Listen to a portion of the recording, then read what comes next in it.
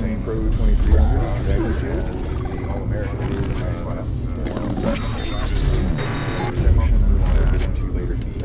Tobacco series, the high-end Bent 5 series. You'll have a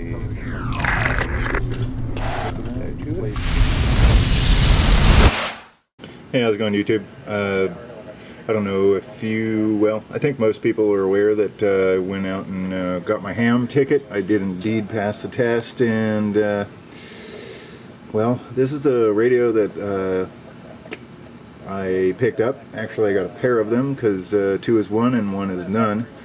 And you know, I started messing around with it, and you know, doing the studying that I did for the test kind of really intrigued me.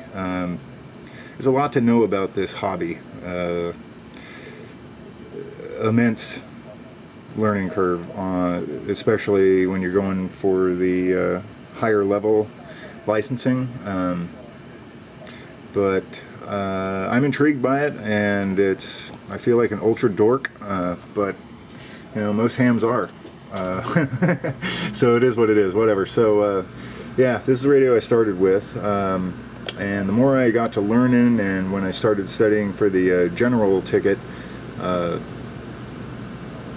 I kind of saw that when you get your general, it gives you a lot more bandwidth to play with, and you can do a lot more things with it. Show you this thing up here. Move this guy out of the way. This chart is basically what bands you're allowed to use with any given ticket, and basically this list here is everything I'm allowed to do currently as a technician. You got the 23 centimeter band, the 33, the 70, the 220 megahertz, 2 meter and 6 meters. Basically those are wide open to all technicians, general and expert or extra class licenses, but all the rest of them, all these guys, that's what I'm going for, especially the this 20 meter class, and down here in the 40 meter range, those two bands you can work all the way across the United States, and that is kind of cool. You know, these radios are proven invaluable, especially this weekend with all the storms and whatnot, people having no power, no means of communication. You know, these radios they don't need any power, you know, they got batteries. And so, you know, with all that, I kind of jumped the gun, I guess you could say, and I wanted another radio to put in my car, so I purchased this Yaesu 857, which is an all-band radio, and will broadcast on 2 meter, 1.25 meter, and 70 centimeter bands.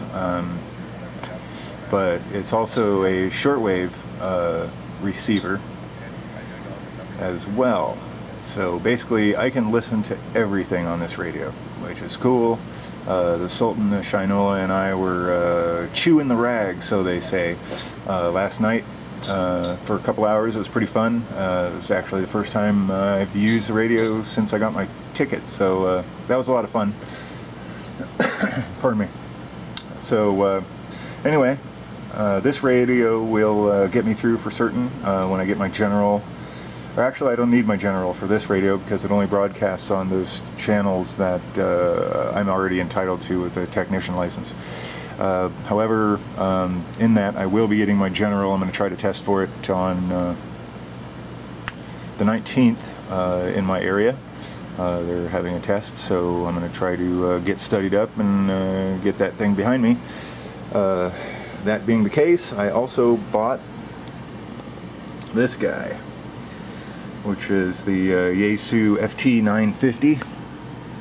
It's a bitchin' radio. I won't even go into what it all does, because I'm really not familiar enough with this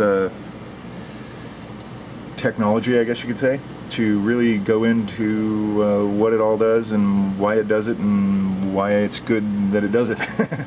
So anyway, this is my ham setup, and basically you got this is an antenna tuner, which was recommended that I buy for this radio. It just helps you dial in little impedance and inductance for the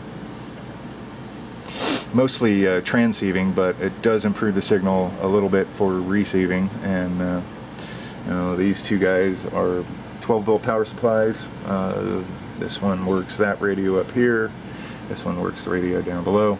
Both of these radios can run very easily off a car battery, which is cool.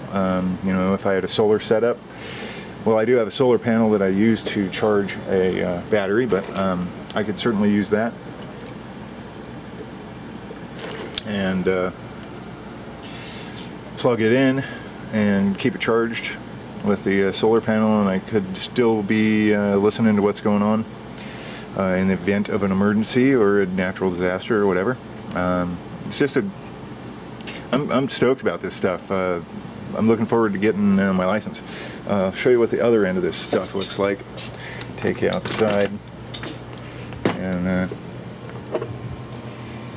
I'll show you. Unfortunately, I spent, trying not to get the wind noise here, spent a lot of time out here experimenting with the antenna setup, and Mrs. SoCal is none too pleased, just because, well, here's the UHF antenna. The sun's in the way, can't really see it, but I'll take you around and show you my antenna farm. It's kind of ridiculous. I gotta find a place to put these guys where I still get good reception, but this is totally ghetto the way I have it right now. It's strung all the way across out to my gazebo. Totally ghetto. So yeah, let's see here. If you follow the antenna that's connected to that coil there, it's the gray line. It splits off into 2 and then 3. It's a 3-band antenna, good for 40, 20, and 10 meters.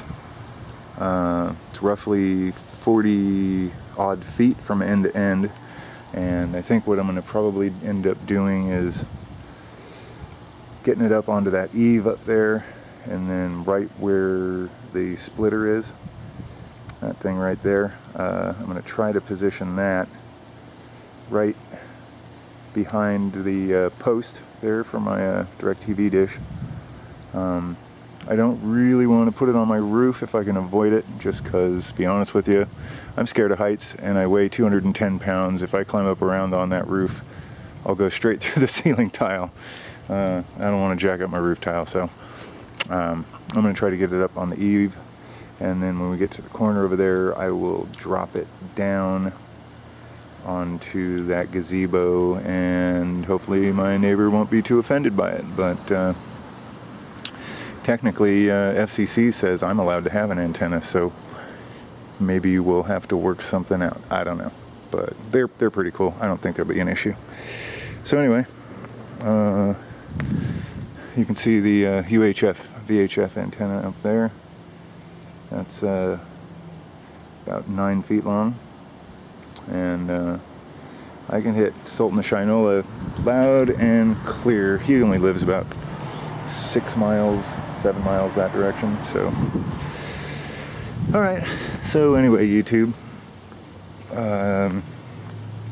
actually, if there's any ham guys out here or listening to this,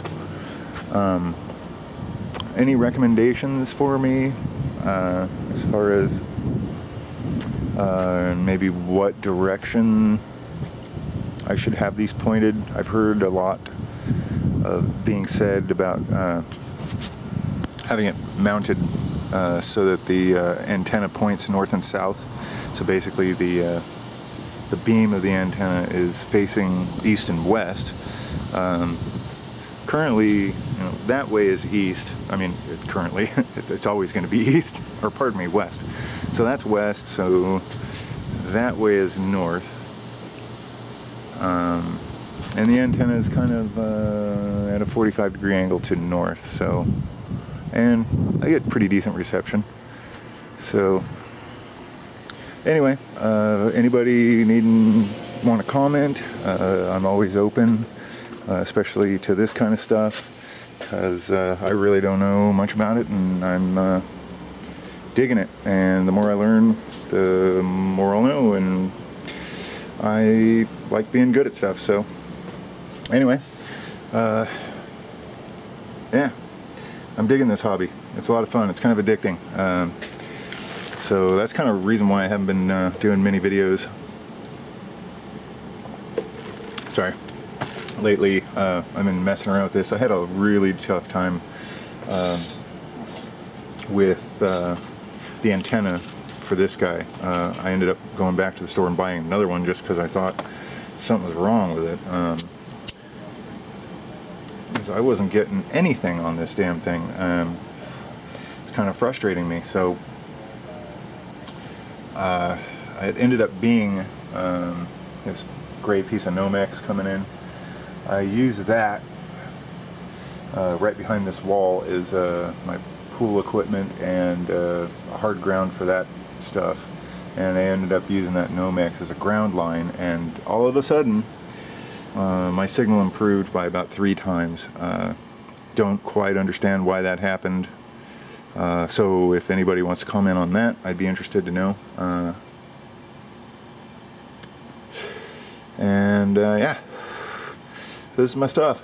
This is my new obsession. I'm becoming an old codger dork boy. So anyway, this stuff will be cool to have in a disaster scenario, which nobody's hoping for, but certainly it will come in handy. So anyway, YouTube, thanks for checking it out.